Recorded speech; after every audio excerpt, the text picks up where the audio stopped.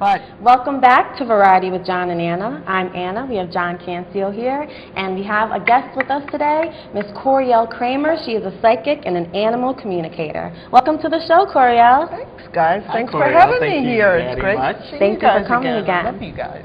now, We love you animal too. communicator. So this kind of sort of goes in the same lines as psychic. It's psychic, but with animals, Yeah, right? you can kind of think of it as a psychic for animals. You know, people call them pets, call us pet psychics. I'm not into that. I like calling myself a psychic communicator. I talk to both spirits and animals. Wow. So how long have you been doing this? I tell people professionally since 2001, unprofessionally since I was a kid. Wow. We really and truly, and I tell people this in my lectures and my workshops, we all have the ability to talk to animals. We do it on a daily basis. We do it because we're so connected to them. We so love them. They share our lives with us. You can remember times when, you know, when you were a kid, maybe you told your mom, yeah, the cat's hungry, or the cat told me this, or the dog told me this, or the bird told me that. And it's like we do it really well when we're kids because we're so connected to animals, and there's no like this disbelief that we can't talk to them. Right. As we get older, we start to lose that and start to think, our logical mind starts coming in and starts telling us, yeah, this can't happen, and it can. Okay, so you say talking. Yeah. Okay, do they literally talk to you like in English?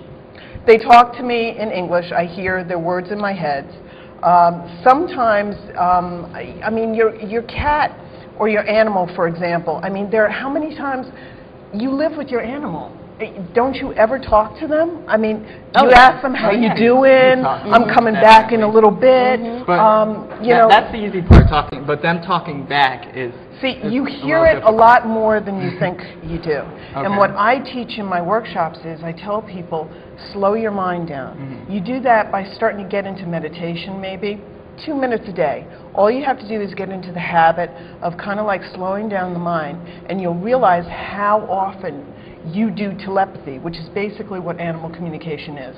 How many times have you thought about a friend, okay, or you thought about your mom or your aunt, and the phone rings and it's them? Now that's not a coincidence. What's the first thing you say? I was just thinking about you. It's telepathy. You're sending out intentions, feelings, thoughts to that person through your heart. It's a heart-to-heart conversation. It's a heart-to-heart connection. Intuition, definitely. Yeah. It's even weirder, like when, like you're thinking about a particular thing, and then that person who calls you when you were thinking about them says something about what you were thinking about. That's like the weirdest thing ever. And there's no coincidence. That's absolutely it. What it is that what do you call it when you meet somebody and you have that instant connection? You know what they're thinking, they know what you're thinking, you finish each other's sentences. It doesn't even have to be sexual. It just has to be friendship. You call it a heart-to-heart conversation. And it's basically what you're doing is you're connecting to that person on a heart-to-heart level. You're talking to that person on a mind, body, and spirit level. You're talking with your mind, you're talking with your feelings, you're talking with your heart. But you do realize if you go to a professional and tell them you hear your cat is talking to you, they're going to say something's wrong. Well, you know something? They might, okay? They might. But I'll be honest with you. Times, they are changing, okay? And there are a lot of veterinarians now that have to open themselves up to the fact that, you know, your connection to your animal is extremely powerful. It's like on the same level as your connection to your children. Okay, a lot of people say the same thing. My animals are my children.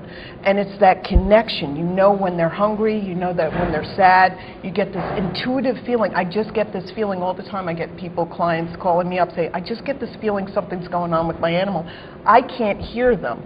And that's fine. That's totally natural. That's because you're too invested in what you want to hear them say. And they are like your children. They your are. animals are like your children. Absolutely. And I know Anna and I both have cats. You have cats, right? I have a cat. So I know you did have a cat. Well, yeah, Domino passed away. About him. Yeah, but you know what? I wanted to tell you, remember the last time that you were here, you told me about like the alphabet game that you can play with your animal, where you go through every letter, and with the A, you tell the animal something, or you think something actually about them that starts with the letter A, and then you go to positive. B. Yeah, that's positive. I did that to Domino. and he really responded. Like, he started to respond even more, and I was just thinking it. Wow.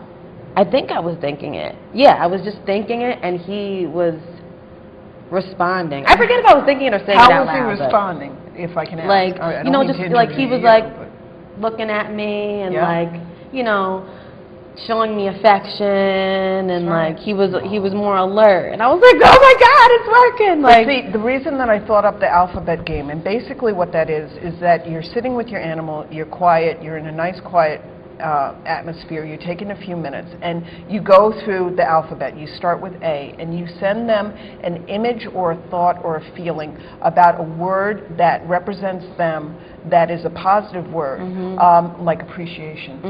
And when you say that word, you understand that you get this feeling, like you're sending this feeling of appreciation to them. You're sending images of what appreciation means, moments of your life that this animal, that you can remember the appreciation that you felt for this animal, and the animal will respond.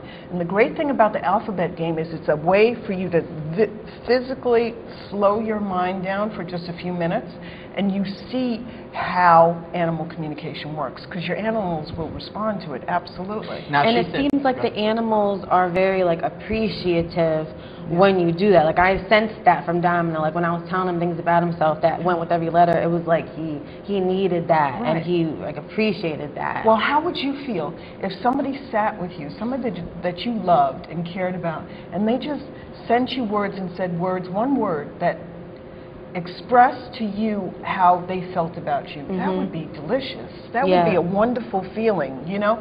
And the animals appreciate and know, look, your animals trust in the fact that you can do animal communication. They believe it before you do. They know that you have the ability. They just are really patient until you catch up with the idea, okay? So when you're doing this and you're sending it, they understand and appreciate that you're taking the time to communicate with them on their level, on that telepathic level. It's not a big deal. You know, we start getting worried about telepathy, and I'm sending out all these, you know, bad things, and it's got nothing to do with that. It's just sending out, let's just keep it simple. It's sending out feelings of how you feel towards that animal. Going back to that positive energy. Right, and it can come back in different ways. For me personally, I get the messages and the communications in a lot of different ways. I get images in my head, kind of like little movies. I get thoughts,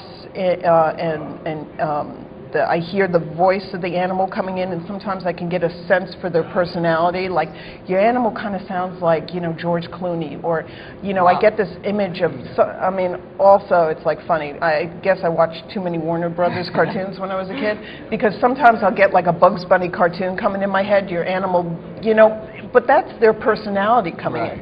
And when I tell a person how their animal is, I try to make the connection stronger by telling them what I'm getting, how I see them. Please let me know if I'm on or not, because we have a lot of animals in our lives. You know, I might be picking up an animal that's been in spirit, you know, that's well, still that's with what you. I was going to ask. She said her cat passed. Yes. So they do have spirits. Yes. Really? Absolutely. So are you able to connect with her cat Domino and tell her things? Yeah, because your love for your animal transcends time and space. I kind of use it kind of like a gold thread going from my heart to your animal's heart. And because of that, I can connect to an animal if they're in spirit, and if they want to talk to me, I will talk to them no matter where they are, whether they're in spirit or not. I connect to the essence of that animal. They don't have to be in physical. Wow. Can you like instantaneously connect with an animal, like on spot, or does it take a while to find them? And it depends. It depends on, first off, how open the person is, because you got to understand, I'm using your connection to your animal, and if your heart is kind of like closed to me, it's difficult for me to hear it. So I'll ask the person maybe to just take a breath and just take a moment and chill out for a second so that I can reconnect to their animal. But usually I can just slip right in. Does alone time with the animal help when you have some time one-on-one? I do both in-person sessions but the majority of my sessions are usually over the phone. Okay. I have clients all over the world. So what they do is they go to my website, they can contact me and send me a contact form through my website. They can upload me a photograph of their animal to me. I use the photograph to connect to the animal. I don't need a photograph, but sometimes the visual helps me connect a little bit stronger.